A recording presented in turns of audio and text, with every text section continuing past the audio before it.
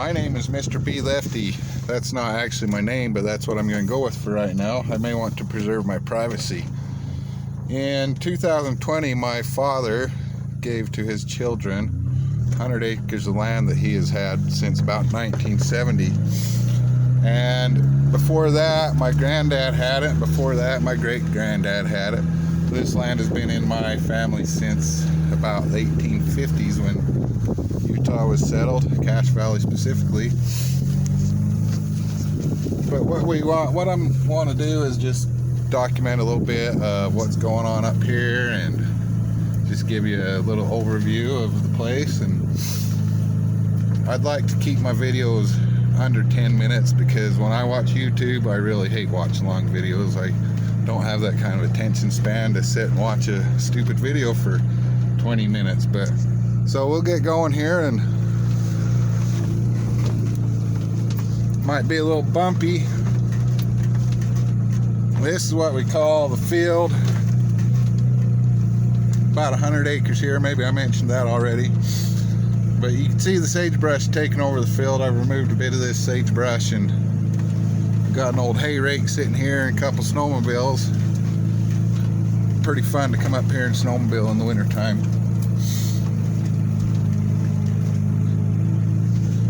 We call this the face of the mountain. Oftentimes during the deer hunt you can shoot a little 2 or 3 point off of here. It's pretty consistent hunting up here. If you've got a beginner hunter that's a beginner, it's a real nice spot to bring a beginner hunter because it's real easy to bag a buck up here, shoot some mule deer.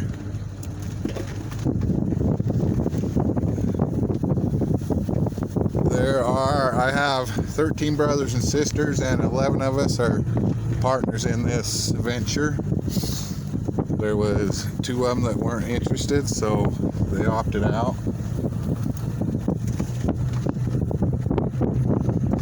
And we've had some discussion about whether or not to put it in Greenbelt. And it sounds like the consensus is to leave it for the deer and the squirrels. I like that idea, but property taxes are such that it may be difficult to leave it to the deer and squirrels.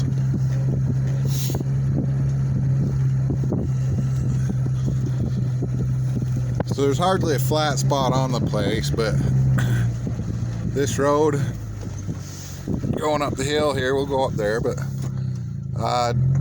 you don't want to attempt it if it's wet at all. It's just, what a mess. I've ran into lots of problems on this hill in the past. Oh, there's a deer right there. A little, I don't know. Hard to tell this time of year. They don't have their antlers on, so a little white butt there.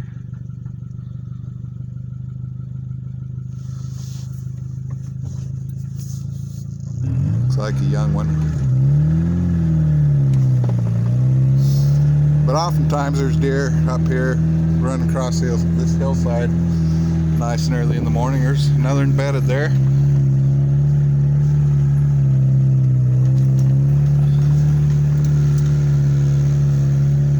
Yeah, sometimes they don't care about the vehicles coming up, and sometimes they do. It's just weird the different ways they act when you come up.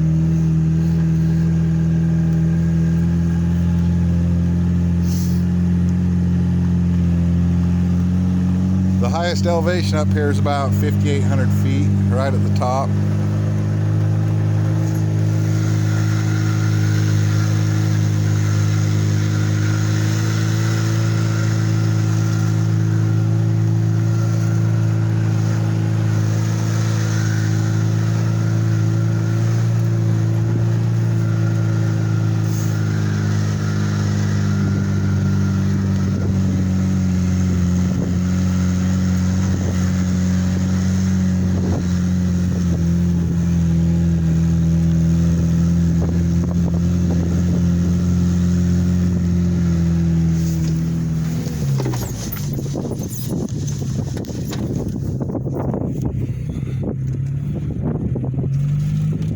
What we're looking at now is what we call the hollow.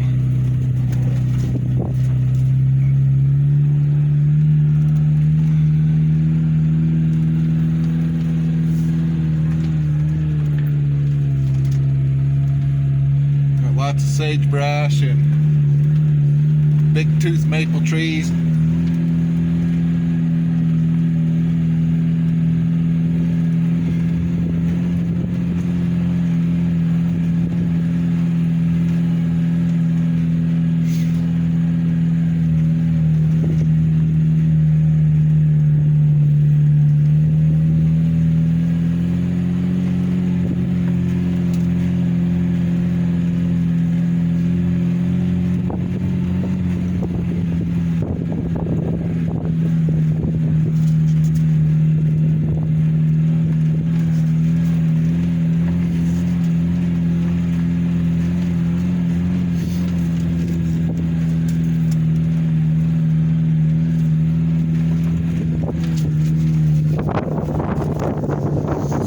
Years nothing's been done with this place. It's been laying fallow. We haven't cut hay off of it for probably 30 years. Over the years the place used to be bigger, but over the years it's shrunk in size due to divorces and poor choices by my parents. But I'm glad that my dad was able to hold of this place and pass it down to his children. That means a lot to me that he was able to do that. The green field down there is actually my cousin's place. They still have about 400 acres that they're actually farming and raising cattle on.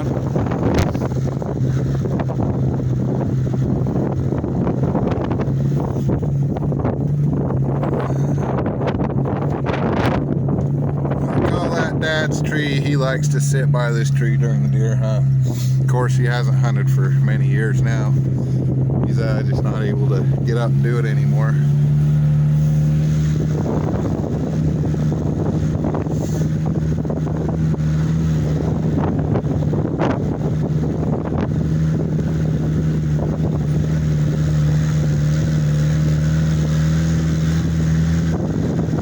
I've got a 500-yard dinger right here that I've got a shooting bench down below, so you're shooting uphill to this dinger, and once in a while I actually hit it. Still going up the ridge line, looking down into the hollow.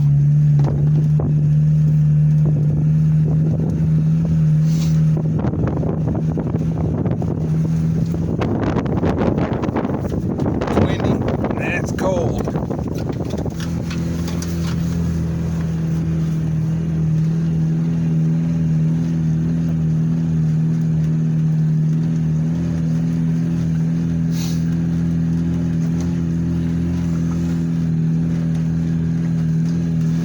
I'm actually filming this with my Galaxy A21.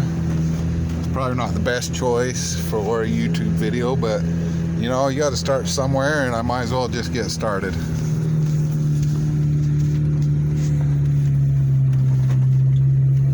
A lot of people making YouTube videos, and it seems to be a lucrative little business if you know what you're doing, and I don't know what I'm doing yet, so we'll see what happens.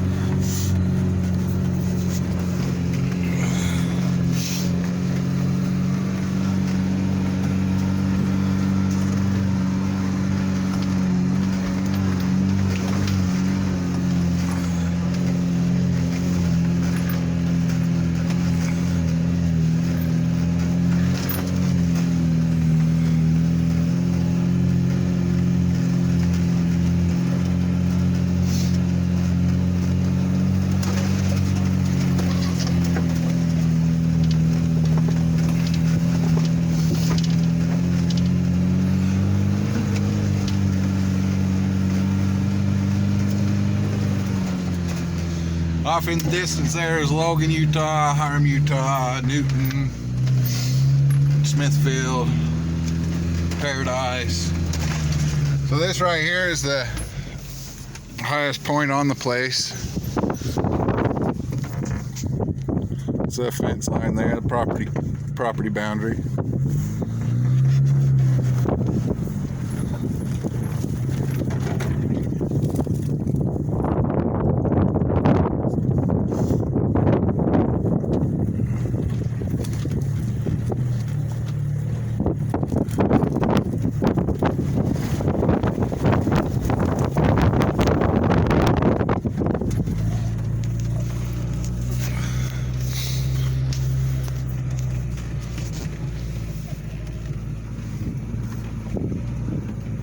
of dust blowing off the fields down there.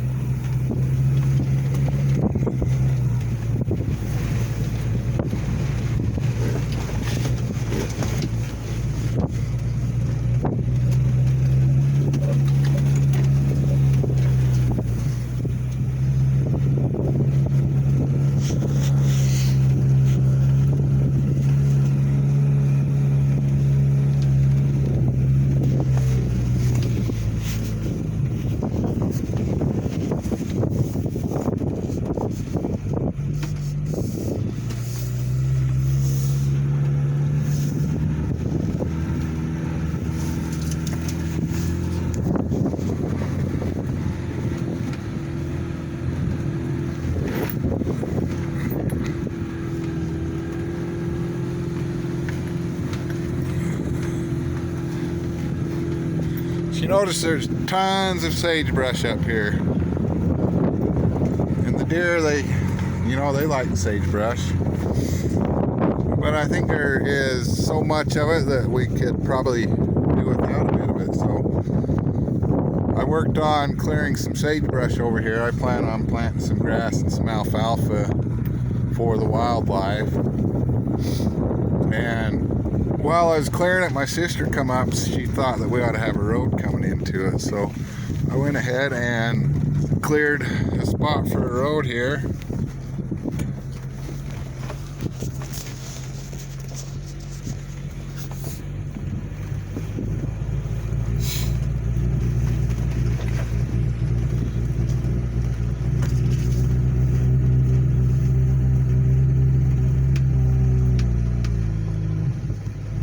This was all bushes and sagebrush and grass, and now you can actually get down it without dragging on sagebrush.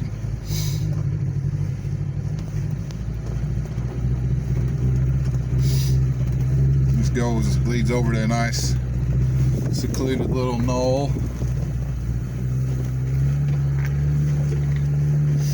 I cleared about 1/3 of an acre of sagebrush up here on this knoll.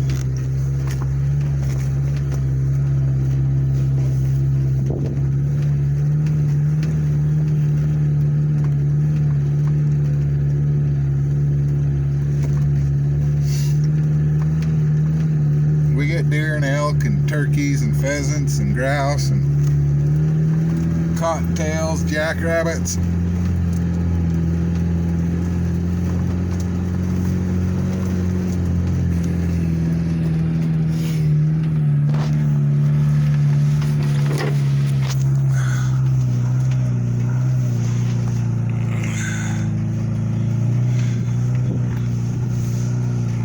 So this ought to be a nice little hangout area,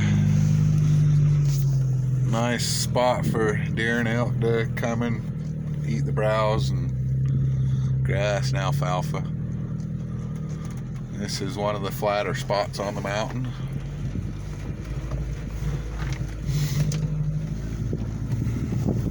But it did have that much sagebrush on it. It was just covered in sagebrush bushes.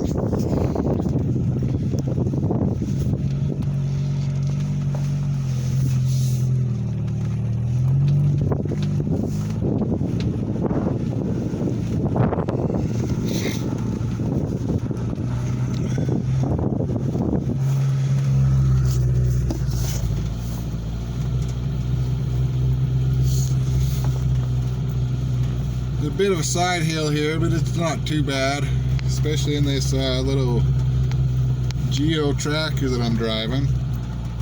This thing's pretty capable of side hilling. Feel pretty comfortable in it.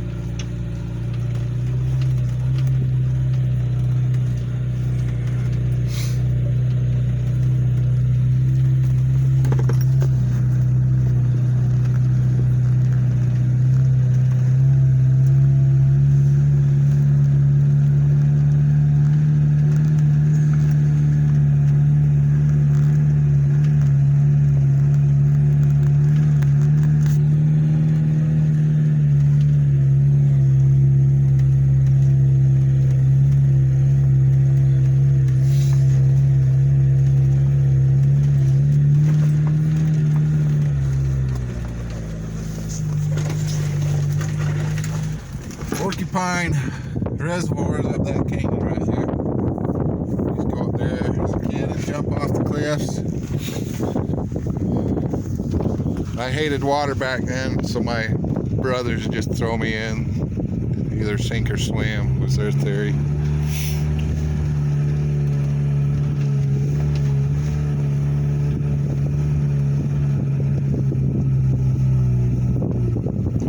That yellow field there is actually where the neighbor's property begins. I've always had a good relationship with those guys.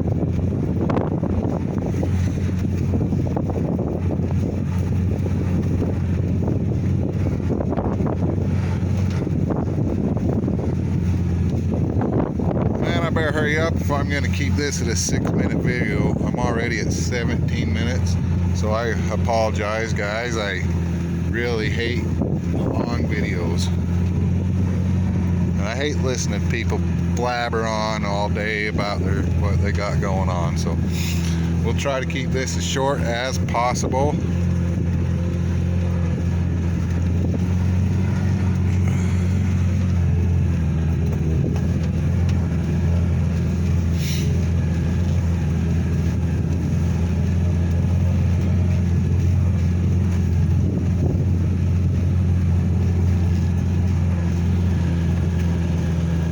Missed the biggest buck I ever had an opportunity on. He was standing on that knoll right there, 167 yards, and the sun was going down, and I couldn't see through my scope because of the glare from the sun. So I borrowed my buddy's gun and I took my time. I didn't have buck fever. I was settled in, had a rest, and I shot, and the bullet hit about 2 feet low and 2 feet to the right, and I thought, no way did I miss that guy. So I shot again and hit the same spot.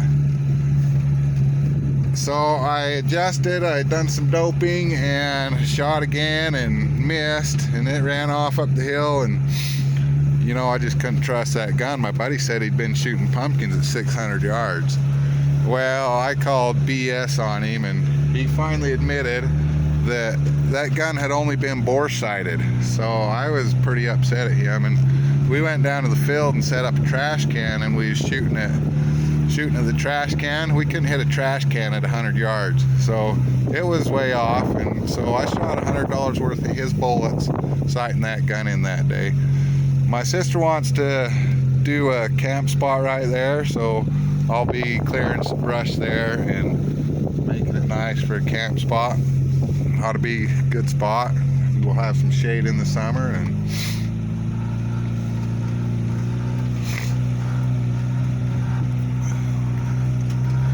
so we call this the backside.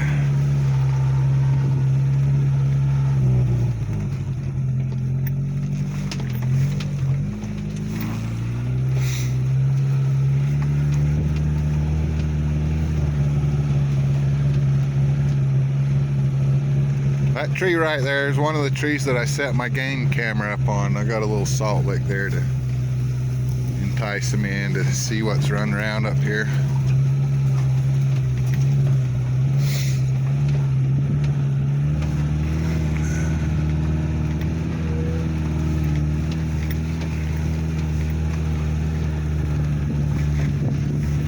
So right here we have a domestic elk ranch, and it's pretty fun to come up here and watch the big bulls wandering around through there. It's a good time. You can really get them excited if you bugle at them, and that's about it. So sorry I took so long, and we'll just cut it off here, and hope you like it. See you later.